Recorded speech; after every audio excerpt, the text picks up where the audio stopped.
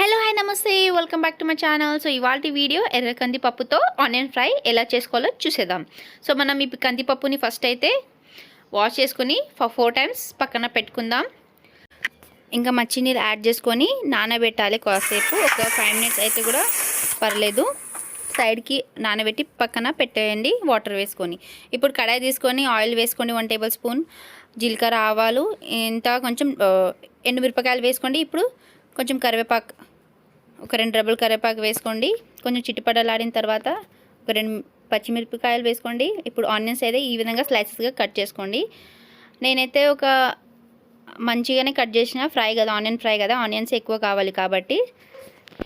ఇప్పుడు యాడ్ చేసుకోండి ఆనియన్స్ మొత్తం స్లైసెస్ కింద కట్ చేసుకోవాలి. నేను ఒక 10 ఆనియన్స్ కట్ చేసుకున్నానండి. ఫ్రై అయితే కొంచెం మనం కనిపించడానికి ఎక్కువ కనిపిస్తుంది, కానీ చేశాక అయితే కొంచెమే కనిపిస్తుంది. చూడండి, ఈ విధంగా నీట్గా క్లీన్ చేసి పెట్టుకున్నాను పక్కన. మనం మొత్తం ఆనియన్స్ వేసుకున్నాం కదా, ఇప్పుడు సాల్ట్ వేసుకుందాము. సాల్ట్ వేసుకున్న తర్వాత ఇప్పుడు ఆనియన్స్లో నీళ్ళు ఉంటాయి కదా, అవి మొత్తం ఇంకిపోయే వరకు మనం ఫ్రై చేసుకోవాలి. కొంచెం ఇప్పుడు మంచిగా కలుపుకుందాము బాగా. ఒకసారి చూడండి.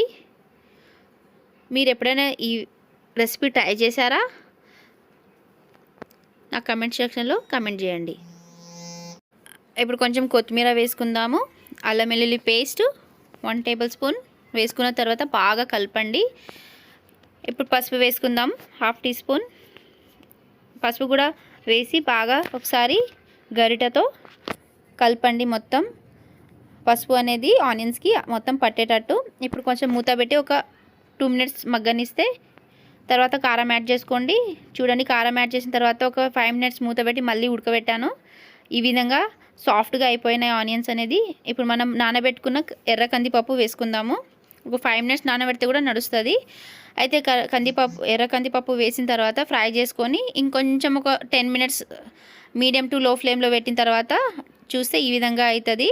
ఇప్పుడు ధనియాల పొడి యాడ్ చేసుకుందాం, కొంచెం కొత్తిమీర ఫ్లేవర్ కోసం. మనం చాలా సింపుల్గా 5 మినిట్స్లో కాకుండా ఒక 15 మినిట్స్ వరకు మనం ఈ ఎర్ర కందిపప్పు ఫ్రై అనేది రెడీ అయిపోతుంది. సో ఇప్పుడు మనం సర్వ్ చేసుకోవడమే. చాలా సింపుల్, టేస్టీగా, ఈజీ మెథడ్లో మనం ఈ విధంగా ఎర్ర కందిపప్పు ఫ్రై చేసుకుందాం. So thank you so much for watching videos. Bye, take care.